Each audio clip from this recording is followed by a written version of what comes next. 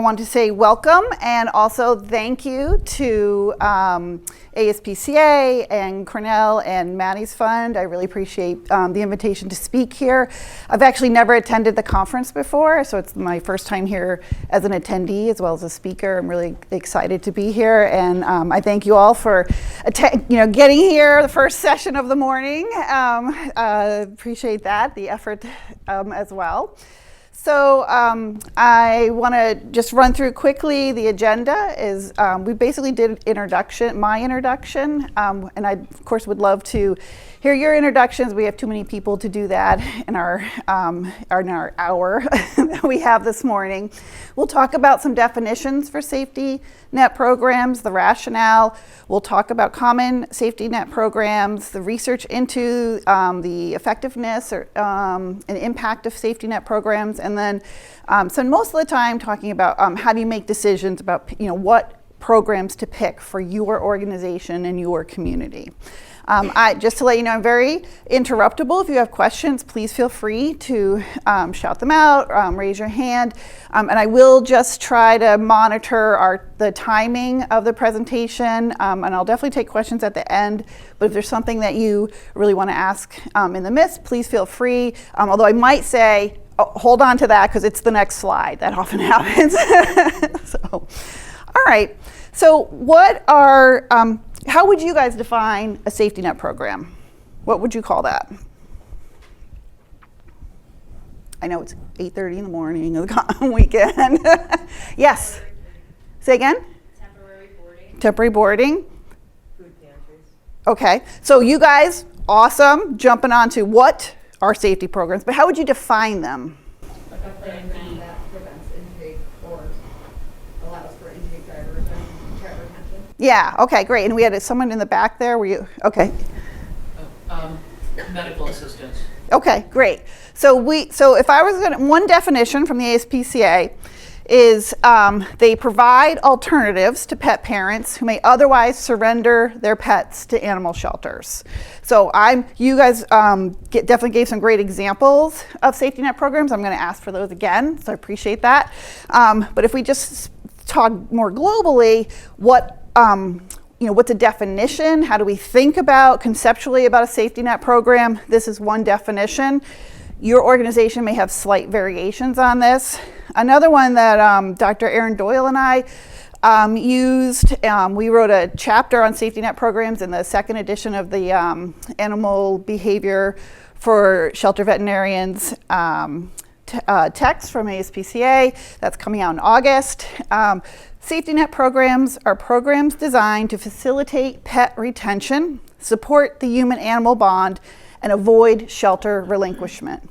So you can see it's a little bit broader than just reducing surrenders, but it captures that idea. So thinking about that definition, a goal of safety net programs, right? Pretty obvious, reduce pet relinquishment. But the flip side might be it's to increase pet retention. And on the surface, these look the same, right? They kind of seem like the same thing, just the opposites. But I think there's a little bit of a difference, a little nuance there.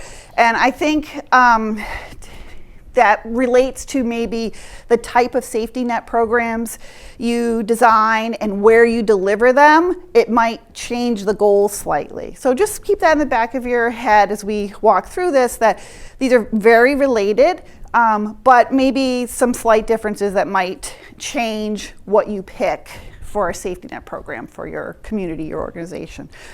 All right, so just quickly, let's just put it out on the table and articulate the rationale for safety net programs.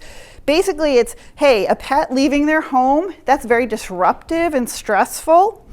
Entering the shelter is stressful. Stress creates vulnerabilities, physically, behaviorally, emotionally, and in fact, the shelter environment adds risk for disease, injury, euthanasia. Right, so we'd like to avoid that whole thing, but there are different ways we can do that. In the shelter, we have lots of programs to improve shelter conditions, reduce length of stay, increase adoptions. We have lots of programs to obviously medical care, but also breaking up or buffering against the stress of the shelter environment.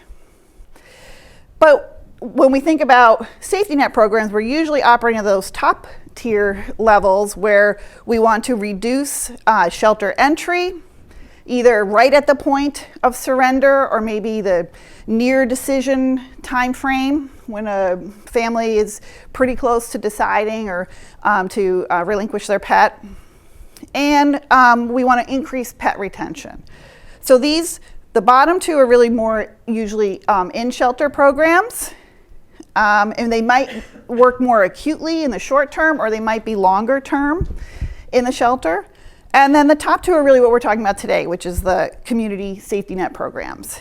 And safety net programs might be right at the point of surrender, but could be more proactive outreach. They could have the intention is to make an immediate impact, or maybe it's a longer term impact.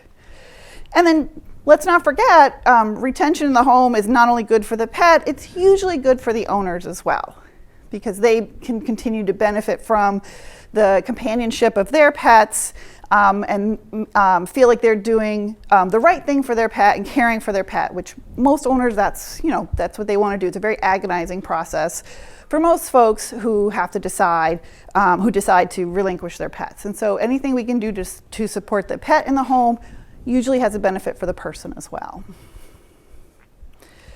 All right, so some of the reasons for relinquishment, right? So that's the rationale. We want to keep pets in the home and out of the shelter. So how do we know what the issues are, what's causing relinquishment? Well, we ask surrendering owners. So a lot of the research is asking owners about, why did you surrender? Or they're looking at intake data from sheltering organizations to look at the reasons why, what was coded as the reason for the surrender. So we have a couple of large recent studies looking at admissions. One was a limited admission shelter in Denmark. So of course that's a little bit different than here, but Jensen et al. Found that 75% of the reasons were owner-related reasons, 31% health, 23% housing, and 25% were animal-related reasons. Most of that was behavior, because of behavior reasons. And this was looking at shelter records. Egan as well, 28,000 dogs in Canada using shelter records. 73% were owner-related, 11% were animal-related, about 10% behavior. And there's this 19% related to too many pets. So hard to, maybe that's more of an owner-related, but it's kind of hard to fit that in there. Now we know when people tell us reasons why they're surrendering their pet, we often only can code one reason, but we know that there's many reasons that contribute, and they're often interrelated. So you have to take all of these studies with a little bit of a grain of salt when they come from shelter records, because we, in our shelter systems, in our software systems, we usually can only pick one reason, right? So you have to say, like, what's the primary reason? Or they tell you a reason, you're like, okay, that's the reason. But often there's a whole host of things that went into that decision as well. So we have to remember these are kind of a simplified view of what people are telling us. But we can see the vast majority from these studies and some other recent large studies, the vast majority of reasons are more owner-related than animal-related. Some animal characteristics do predict or relate to relinquishment, and that includes age. Some studies have found younger, like adolescent pets, particularly dogs, are more likely to be surrendered, but sometimes the risk increases with age, breed type, size, their reproductive status, access to vet care. If there's limited access or limited use, that can predict relinquishment. Sometimes if owners have brought their dogs to training classes, that reduces the risk. So you can see some of these things are often not things we can do a lot about, like the age of the pet, but it often relates to some of the other reasons they're telling us, like let's say behavior. If people are surrendering their adolescent dog, the age might predict that risk of surrender, but really that's usually related to behavior, right? Maybe the animal's too active for that family or something else going on. There are also some owner characteristics related to relinquishment. Sometimes younger owners are more likely to relinquish, but then on the flip side, sometimes it's older owners, often in a transition to a different housing situation. Sometimes income relates, sometimes their past experience or expectation, sometimes the presence of children can increase the risk of relinquishment. Like there's a lot that we can do to address those things. And again, those characteristics that are associated or might predict risk are not necessarily the reason for risk of relinquishment, but the things for us to keep in the back of our mind, because they might, maybe families with kids, if we know in our community they're more likely to, not likely, but more likely to increase the risk of relinquishment, that might be something we think about our safety net programs and where we want to target some of them. All right, and then one thing to keep in mind is we are, some of these large studies are finding that behavior might be a big factor in returns, in animal returns. In Jensen, they found that of all the returning adopters, 48% of them were returning because of behavior. All right, I'll go on. So this is from Egan. This was the Canadian study, 28,000 dogs, and you can see that they broke, it's okay if you can't read all of those individual things, but what I want to show you is the reason that there's a lot, if you really drive down, the reasons are very varied, and you could get pretty specific. So if you are designing safety net programs, you have to think about what's the thing you're trying to address and at what level, right? If you just wanted to address owner-related reasons, well, how are you going to do one program? I don't know if this does that. Nope. How are you going to do one program that does all of those, right? You probably got to go down a level or two.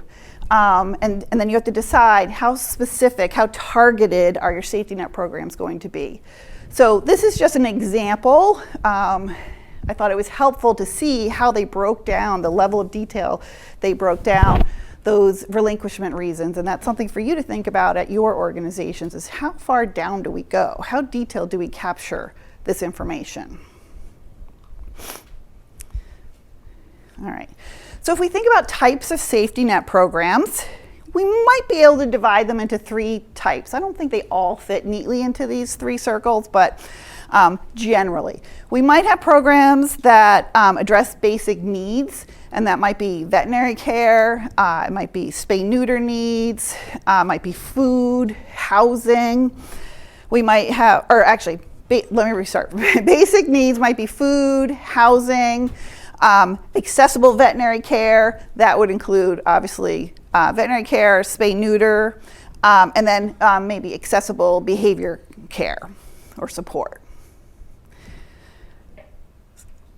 All right, so now I want to ask you guys, what are some safety net programs? What are some examples of safety net programs? At our shelter, we have PAWS, we call it Pet Assistance and Welfare Services. I like that. County-owned shelter. We work with our senior center, so they vet all the seniors out if they're on the Meals for Wheels program, so we don't have to delve into that. They've already vetted them out as needy. Oh, that's great. So you've partnered with... It's not intentional. But that way we don't have to put a lot of resources and time into figuring out who qualifies and who would cheat the system. They've already done all that. That's great. We found that some of the pets that were coming into the shelter were because they couldn't afford to feed them. So we have a pet pantry, but they didn't have access to us. So the Meals on Wheels folks will now take them pet food when they take their food. We just acquired an ambulance, a retired ambulance from our EMTs, and they're outfitting it to make a mobile grooming station, because we've had actually a groomer who's on staff with us now, used as an ex-groomer. And so, and I get really excited about this, and I can go on all day, but so we've been able to now provide grooming services, so these seniors that are sleeping with, you know, the 18-year-old Pomeranian in the bed, it's not all matted and covered in fleas and ticks. and we can bring food for it, and then we work them in with our veterinarian. We don't have an on-staff vet, but she comes in on Fridays, so we'll do dentals and stuff like that. That's And great. it's at no charge to the seniors. Yeah. Because it's worked into. Right. I love that example, and because I'll talk more about this, but that's a wonderful example of partnering, like figuring out. Sure. So it's a great example of partnering with external agencies, and in this case with human support service agencies, and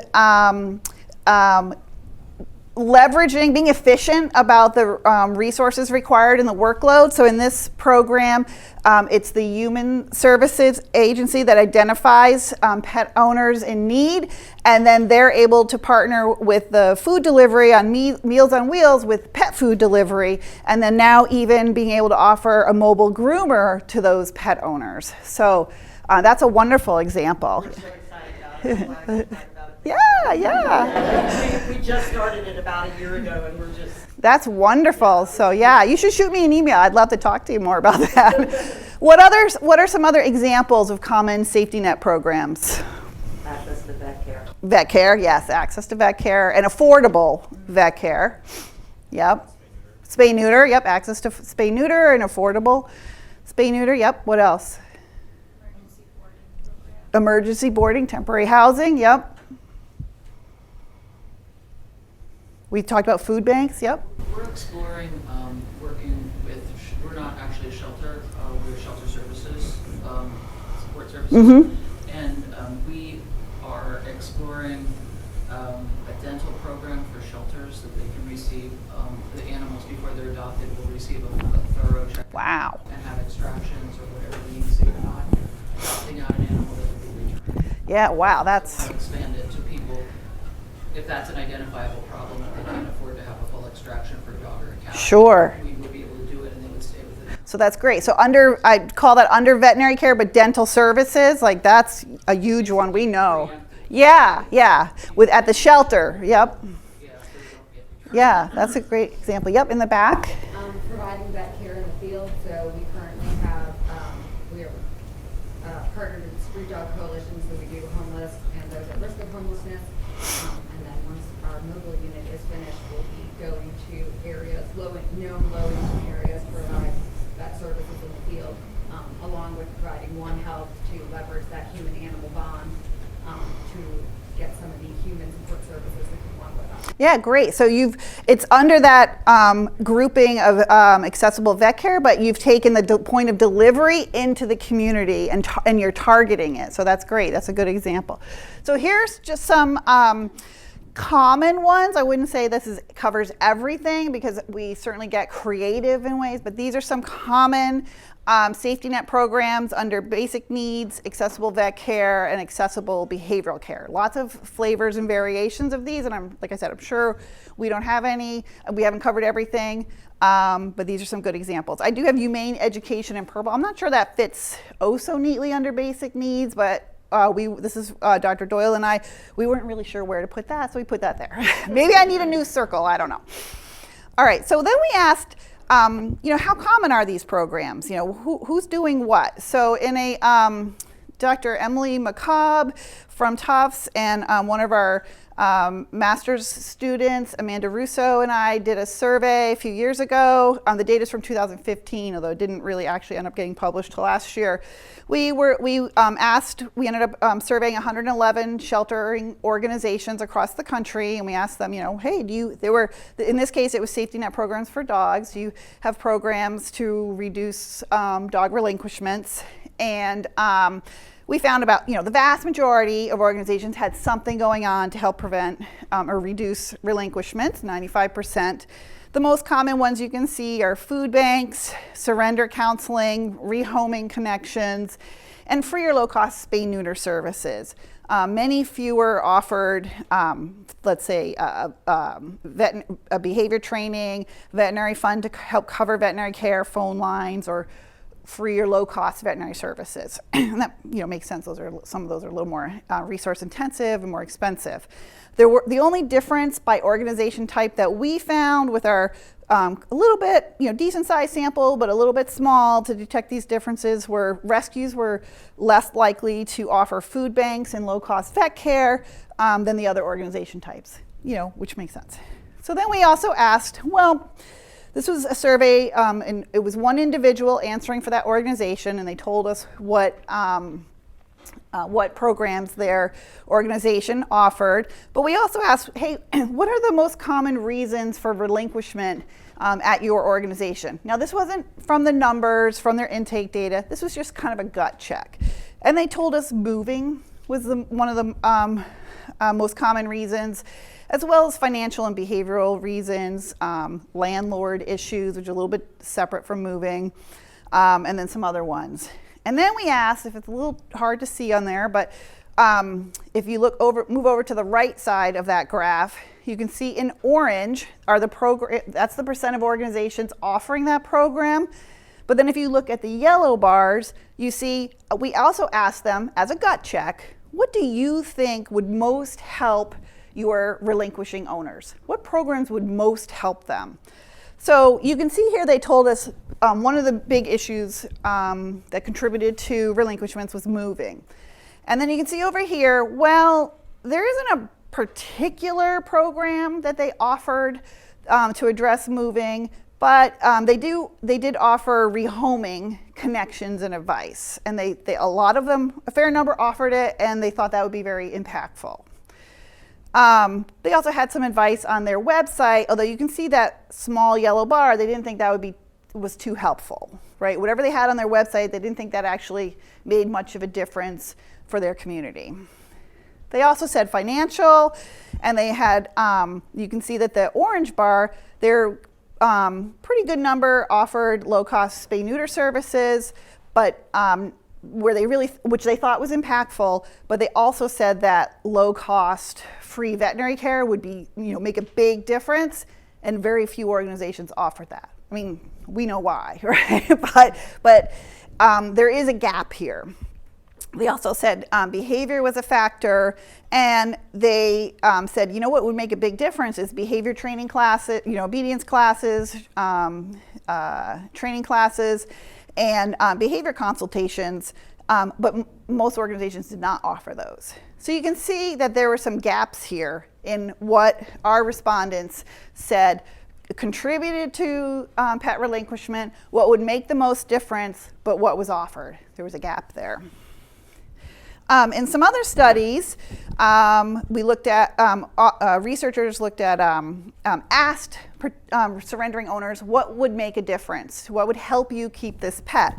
So a study from 2014, Emily Weiss from the ASPCA and her co-authors, they did a survey of 157 owners who had already relinquished their large dog, and they asked what would make a difference, what would have helped you keep that dog.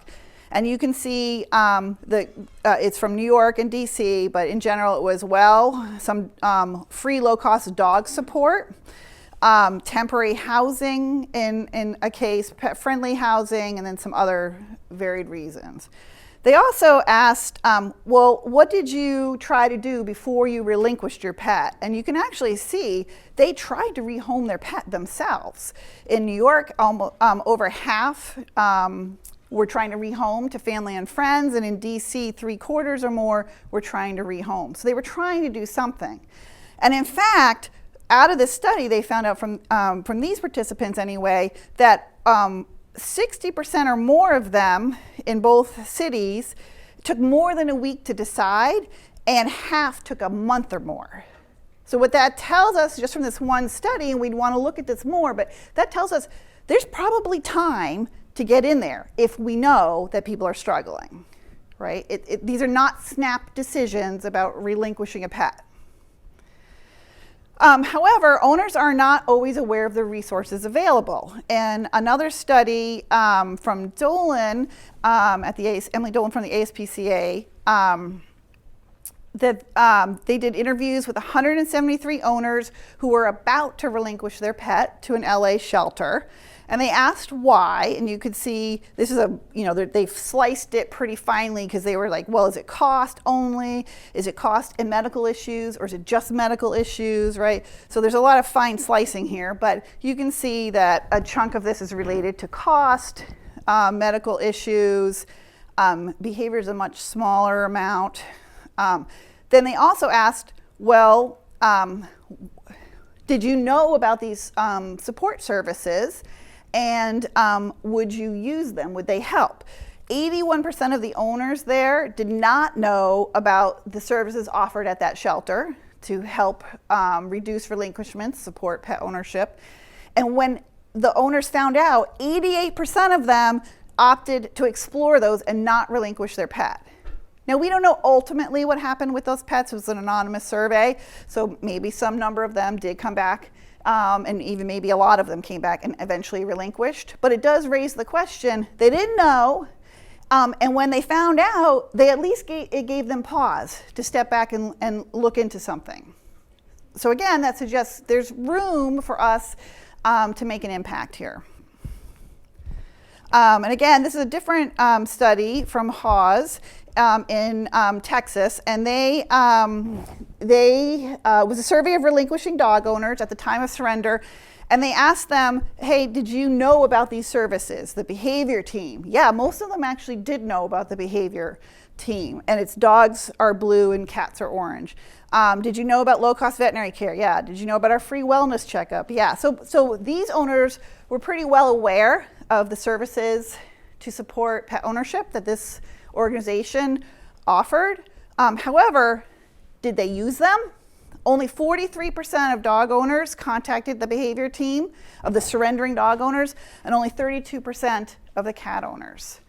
So it's not just awareness, it's accessibility, it's them deciding, right? So that does raise some questions that we need to know more about. Like, what prevented them from calling out for help, for contacting these resources?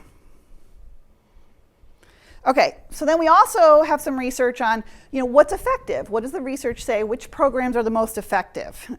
Well, food banks really limited research. One study did report that the food bank operators, especially the human food bank operators, saw high value for their clients. So we don't know what impact it had on pet retention, but the people distributing the food, whether it's just pet food or pet and human food, saw there was high value for their clients. So that, is suggestive that it matters, but we don't know the actual impact. Pet-friendly housing, there's very little research that looks at support for pet-friendly housing in a community and how does that relate directly to pet retention, but it is pretty logical since we know that is a big reason for relinquishments. Spay-neuter programs, fair amount of research on spay-neuter programs. Looking at intakes, these studies found that spay-neuter programs in a community did reduce the area's intake of cats, but not dogs. But targeted spay-neuter programs in certain communities did make a difference. Reduced cost vet care, again, limited research on pet retention and reducing relinquishments, but we know that there are many benefits to reduced cost vet care, including spay-neuter, to the pet, to the owners, community, and to the shelter. So again, we're making some logical deductions. We know from other research there's a lot of benefits, but very little research to show the direct impact on pet relinquishments. There has been some research on dog training. I haven't found anything on cat training, cat behavior care, but dog training. And there does seem to be an effect, but the results in the research are a little bit inconsistent. And that's partly because the training varies a lot. It depends on how the study was set up. It depends on the training program. So there's a lot of variability in the research and how the training was delivered and in the research designs. So we see some hints that this could be helpful, and certainly some studies have found help, but it's not yet conclusive. And then educating owners about their pet, about pet ownership, responsibilities and care. Research right now, there's limited research. Sometimes it shows there's an effect on relinquishments and sometimes not. Again, there's a lot of variability in those types of programs. So we haven't yet fine-tuned what elements are most important in the education programs we offer. So that's literally my slide on research into the effects of these safety net programs on pet relinquishments. And basically what you probably picked up, we don't know a lot yet. We need more research. There's some gaps in the research, and there's some conflicting results. We see some trends in a certain direction, but so much of it depends on the specific program and community and shelter. So what I want to say to you is, like, the research is important, but what's even more important is what's happening at your organization and your shelter. And sometimes I'm a research nerd and a data nerd, but sometimes we don't need an external study. We need to see what's happening in our own organization and community. We need to see what are the needs in our community, what's our shelter doing, what are other organizations doing, and then we need to evaluate the effectiveness of our programs in our community. So the research is important. I don't want to dismiss that. That's very important and we can learn a lot from it, but it's not the end all be all. It's even more important to see what's happening at your organization. So how do you pick the right program? So I'm going to shift gears and start talking about strategic decision making here.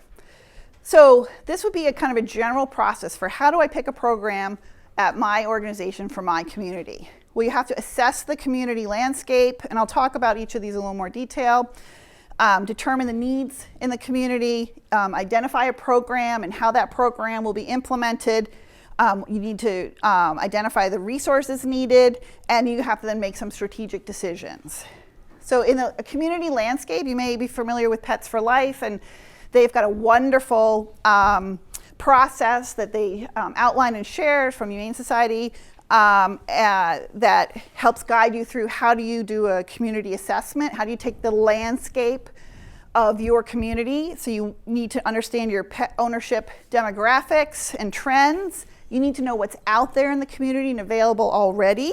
Right? Maybe you don't need another food bank, even though it's easy, if 5 other organizations are doing awesome food banks that are making a difference. Like, even though it might not take a lot of effort, why duplicate that effort? Maybe you could put those resources towards something else. Right? You also want to look at national and local data sources. There are some big studies that look at pet ownership, and you could drill down to your area. Census data, veterinary records, your own records, your other organizations' records. Maybe you could develop a little collaborative with the other 5 sheltering organizations and rescues in your area and share data on intakes and relinquishments and your programs. And then certainly looking at not just services directed toward pets and pet ownership, but human services, social services, and your PAWS program is a great example of partnering with human support service agencies and finding opportunities to leverage an existing structure and process so that you can kind of latch onto that and deliver to the people who need it. All right, and then obviously information directly from your community. Talk to your pet owners or former owners, future owners, surveys, interviews, focus groups, informal feedback from programs that you already offer. So lots of ways to gather information about what's happening in your community and what the needs are in your community. And then you got to think about what's the goal of any program, what's the need, and then what's the impact or outcome of a program. What am I trying to accomplish?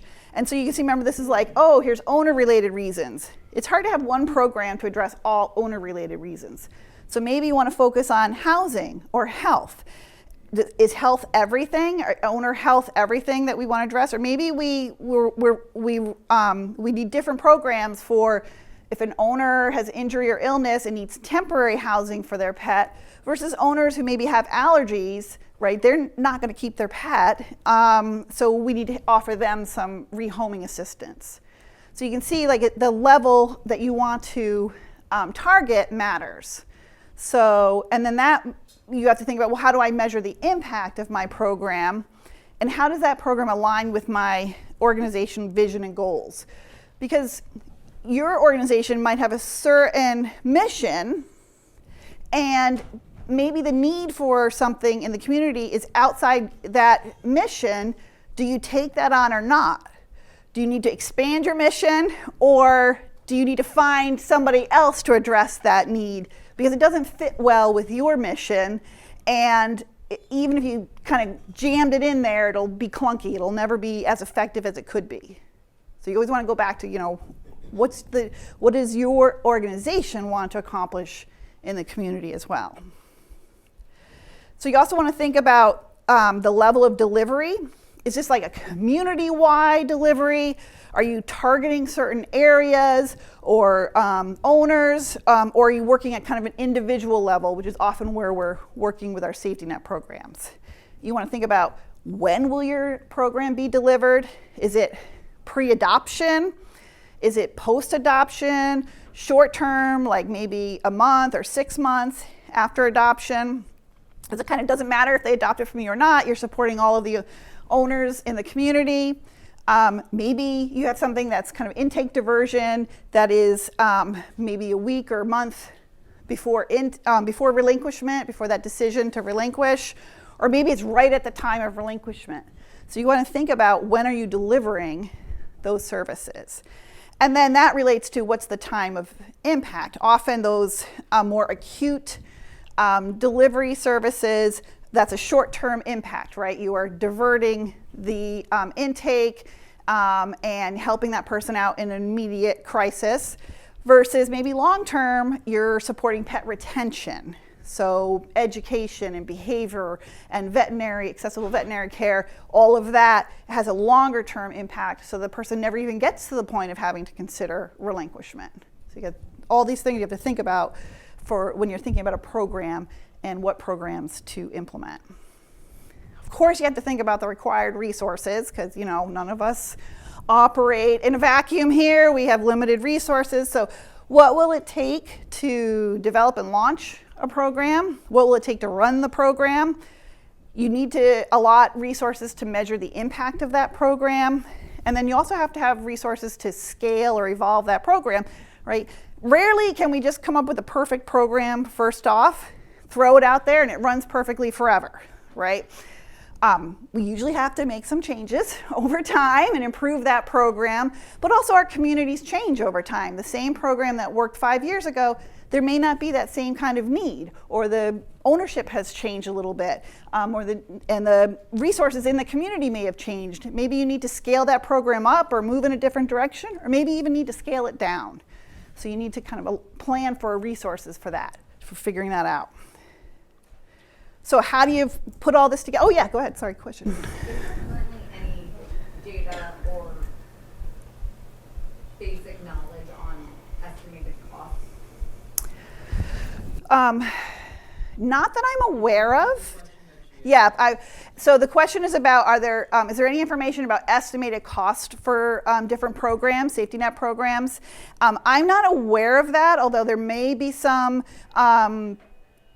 things that have been published here or there at different organizations, so I can look into that. I'm not aware of any because there's a lot of variation on a theme, and also different costs across the country in different areas, so it's a little hard to kind of pinpoint it and standardize it, but I'll look into that. Yeah. I can add, we have several different programs. Policy is one of my favorites, but one of the things we saw, because we have a good donation base, our community is amazing, so we have funds for things.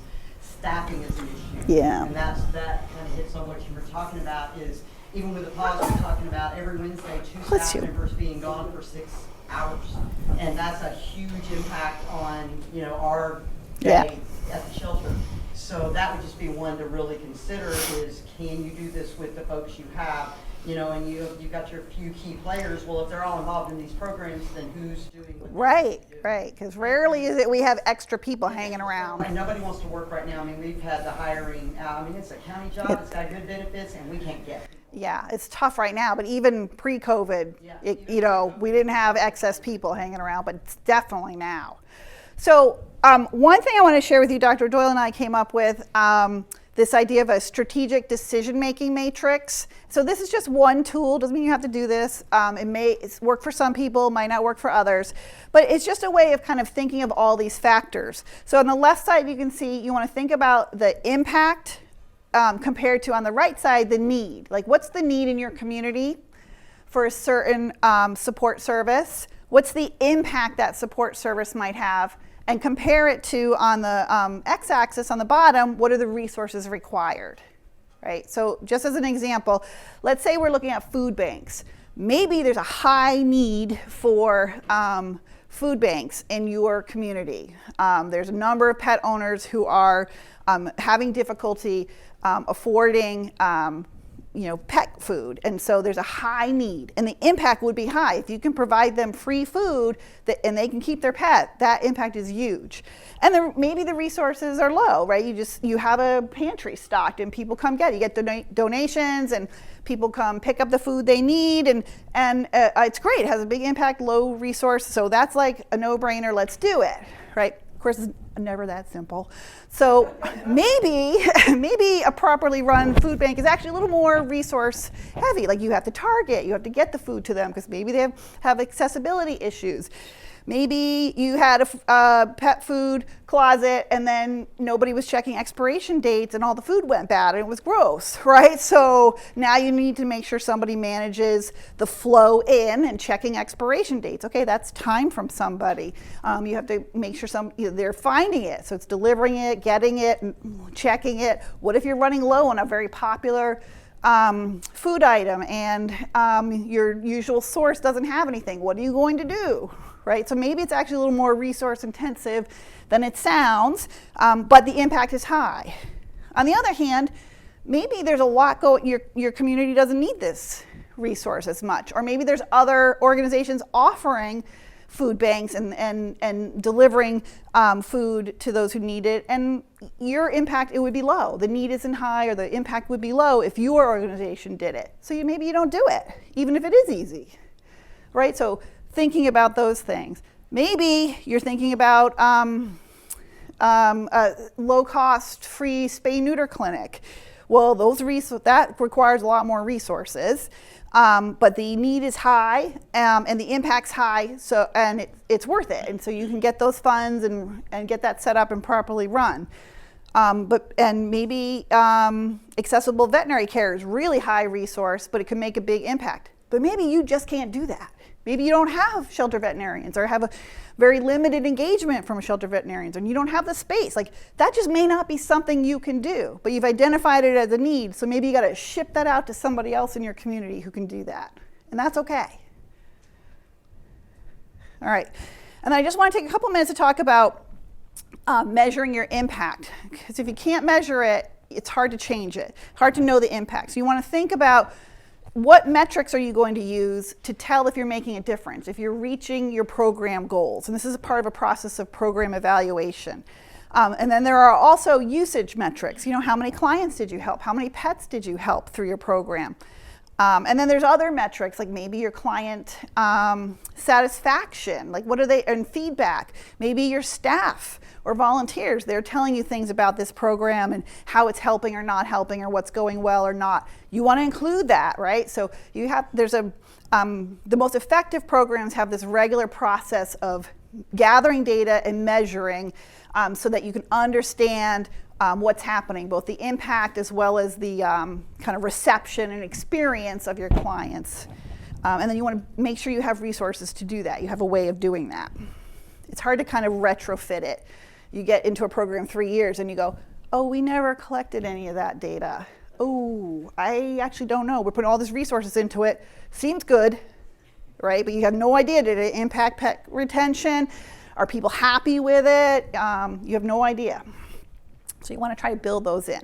And just a note, you want to collect data And then from the data, you create your metrics, which are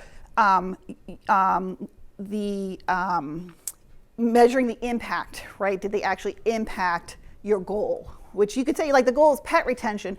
But remember, when you looked at all those reasons for relinquishment, if you drill down, maybe it's not just pet retention, but it's surrenders from people in moving in crisis. They have to make a quick move, so you're offering temporary housing, right? So your metric, I'll just go here. There's a lot of stuff on here. I'm not going to read all that, but basically you want to pick data and metrics that reflect what is the actual goal of that specific program. It's got to be stuff that you can actually collect. Like, you could have a great metric, but if you can't collect it, then there's no point trying, right? So it's got to be something you can collect. You can plan for it and collect, and then you want to make sure you use it. All right? And then you should be doing that on a regular basis. So, for example, your pet food pantry, do you collect how many people come and get food, and how many pets they're feeding with that food, and how much food they take each week, and what food gets used? Do you ever go and survey or chat with your pet owners to find out, how is this helping, and is this working? Like, maybe that's how you guys found out, oh, there's a whole bunch of people who really need this. They can't get to my shelter. My shelter is not accessible to them. So I got to go to them, or I got to go to the human food bank, or I have to go to the grocery store in town that's more accessible to the senior housing nearby, right? Like, you got to talk to the people who are using it and not using it, right? If they need it but aren't using it, why? How can you fix that? You could have the best program in the world, but like we saw from the earlier data, if people don't know about it or can't get to it, then how helpful is that? Is it worth it? Right, so it's that process of gathering information and feedback about the use and impact of your program so that you can kind of constantly be making tweaks along the way. And some data you might collect every single time, right? You should be collecting number of clients, number of pets, how much pet food. Some you might only collect, once a quarter, once a year, maybe surveys of the pet owners, surveys out in the community, so. All right. And then finally, you want to think about your program evolution. Does it need to scale up or down? And this is something you would assess along the way, because you want to be checking back on a regular basis, maybe annually, on that community landscape. Because like I mentioned, right, a program that worked great and had high impact and served a big need in your community 5 years ago, maybe it doesn't. Like, maybe over time you realize, wait, not so many people are coming in for this. Wait a minute, but we've always done it. Right? And it's a great program and people are happy with it. Right, but if 10% of the clients are coming in now as they were 5 years ago, that should suggest something's changed, and maybe you got to go out and do that community landscape again to find out. And then no program is going to run forever. So you want to think about phase out. At a certain point you might see some signs in your metrics and your experience that suggest, oh, maybe it's time, this isn't serving this need and it's time to wind this program down. Let's have a plan for that and wind down. All right, so this is the basic cycle for a strategic program development, moving from your vision and mission and goals to the programs, impact metrics, and reviewing and revising. And then this is a little more information there, so there's a lot of words in there, but basically under programs is everything we just talked about in terms of program development. And then you also thinking about marketing, accessibility, how do you support that program as it runs, and then measuring those impacts. All right, so you guys will, I think, get access to these slides, so you can read that. Yes, so you can read that all in detail later. And then just some things to consider, which we've mentioned, is how does this fit in with the organization? Make sure you get an accurate understanding of the resources needed to build and run and scale that program. Go talk to other organizations running it, look at your past experience, talk to your staff and volunteers. Maybe that you did a food bank 5 years ago and it didn't work. Well, go talk to the people and find out why it didn't work. Marketing, accessibility, and then that kind of regular data collection, and entry so that you can understand the impact your program's having and improvements you might need to make. All right, and then these are some resources, including the link to the book chapter Aaron Doyle and I wrote, as well as a great article that might be behind a paywall, but we could probably get that out there. Adoption and Relinquishment Interventions at the Animal Shelter. It was a review, a summary of the research. So I did lean heavily on those two. Some resources from the ASPCA, Humane Society, and then some resources about strategic planning and metrics. All right, well, I really appreciate you guys being here. This was great. I love putting this together. I haven't put this all together as slides, so that was really helpful for me thinking about it, and I really appreciate hearing your questions. If you have questions, comments, you want to share a program, please do email me. I'd love hearing about this. I keep it like kind of a running list, and it gives me ideas for future research and future talks. So thank you very much.